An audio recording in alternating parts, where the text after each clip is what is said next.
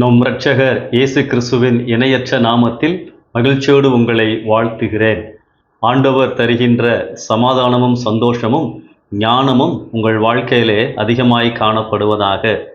இயேசு கிறிஸ்து ஊழியம் செய்த நாட்களில் திரளான ஜனங்கள் அவருடைய உபதேசங்களை கேட்கவும் அவரிடத்தில் அற்புதங்களை பெற்றுக்கொள்ளவும் அவருக்கு பின் சென்றார்கள் என வாசிக்கின்றோம்.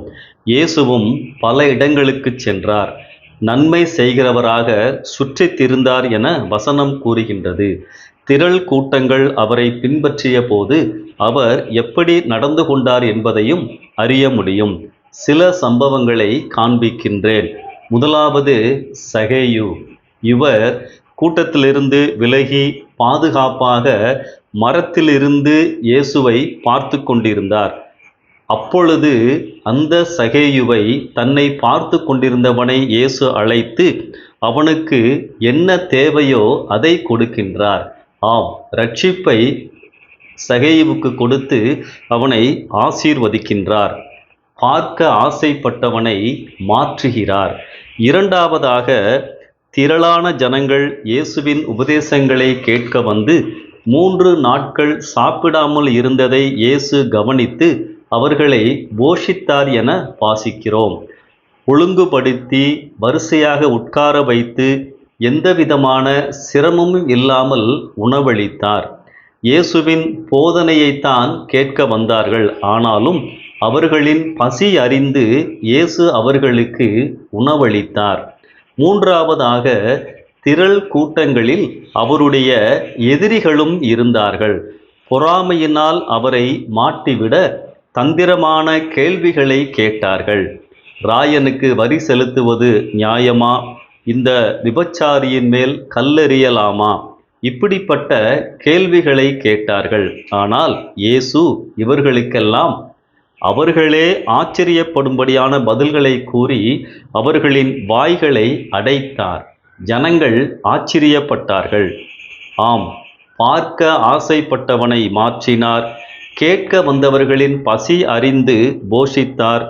ஞானமுள்ளவராக பதில் கூறி மக்களை ஆச்சரியப்பட வைத்தார். பெரும்பாலான மக்களின் இயல்பு ஒரு அரசனையோ ஒரு தலைவனையோ பார்க்க பேசுவதை கேட்க கூடுவது.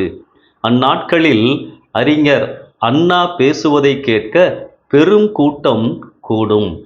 இன்றும் மக்கள் பல்வேறு இடங்களில் கூடுகிறார்கள். எதற்காக? பார்க்க, கேட்க அல்ல. பார்த்தால் போதும். பார்ப்பதற்காக ஒரு கூட்ட மக்கள் ஓடிக்கொண்டிருக்கிறார்கள். பார்க்க வருபவர்களையும் கேட்க வருபவர்களையும் இயேசு கிறிஸ்துவின் காலத்தில் இருந்து பல்வேறு பெருங்கூட்டத்தை சந்திக்கின்ற தலைவர்கள் எப்படி நடந்து கொண்டார்கள் என்ற வரலாற்றை பார்க்கின்ற பொழுது அவர்கள் மக்களை குறித்த அக்கறை உள்ளவர்களாகவும் இருந்தார்கள். முன்காலத்தில் விடுதலை போராட்ட வீரர்களை, தேச தலைவர்களை காண கூட்டம் கூடியது. இப்போதோ காலம் மாறிவிட்டது. திரையில் வருகிறவர்களை நேரில் ஒரு நிமிடம் பார்த்துவிட்டால் போதும் என ஒரு கூட்டம் ஓடிக்கொண்டிருக்கின்றது. வாழ்க்கையையும் தொலைத்து கொண்டிருக்கின்றது. இப்படிப்பட்ட மக்களுக்கு தேவையான காரியங்களை உணர்த்த வேண்டிய கட்டாயத்தில் தேவ பிள்ளைகளாகிய நாம் இருக்கின்றோம். சினிமாவில் எப்போதும் அவர் நல்லவராக இருக்கிறார், நல்லதையே செய்கிறார், கெட்டவர்களையெல்லாம் அழிக்கிறார் என்றெல்லாம் இந்த ஹீரோவை பற்றி ஒருவிதமான மாய பிம்பம் இவர்கள் மனதில் இறங்கி விடுகின்றது. இப்படிப்பட்ட நபரை பார்க்க ஓடுகிற மக்களுக்கு அவை அனைத்தும் அவரால் செய்யப்பட்டவை அல்ல. யாரோ எழுதி கொடுத்ததை, யாரோ சொல்லி கொடுத்ததை தான், யாரோ கதை அமைத்து கொடுத்ததை தான் அவர் செய்கிறார் என்பதை மறந்து கேட்பதற்காக அல்ல, பார்ப்பதற்காக ஓடுகிறார்கள். இப்படிப்பட்ட மூட விஷயங்களை எப்படி மாற்றுவது? இந்த மாற்றங்களை சரியான கல்விதான் கொண்டு வர முடியும். சரியான மனநிலையும் வேண்டும். சுத்தமான தெளிவான இதயத்தை ஆண்டவர்தான் ஜனங்களுக்கு கொடுக்க முடியும். தெய்வீக உறவும் கல்வியும் இல்லாமல் இந்த மாயையில் இருந்து மக்களை வெளியே கொண்டு வர முடியாது.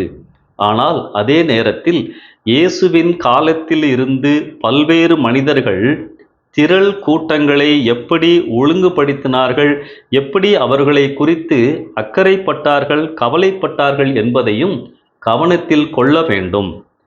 இந்த கருத்துக்களை எழுத என்னை தூண்டிய சின்ன சின்ன வெளிச்சங்கள் திரு அருள் பிரகாஷ் அவர்களுக்கு என் நன்றியை தெரிவித்துக் கொள்கிறேன். அவருடைய வார்த்தைகளை பயன்படுத்தி இருக்கிறேன். அன்பானவர்களே, இப்படி பார்க்க ஓடுகின்ற மக்களுக்காக ஜெபிப்போம். மாயையிலிருந்து மீட்டும் பணியை நம்மால் முடிந்தவரை செய்து கொண்டே இருப்போம். கர்த்தர் நம்மை பலப்படுத்துவாராக, வழி நடத்துவாராக. ஆமென்.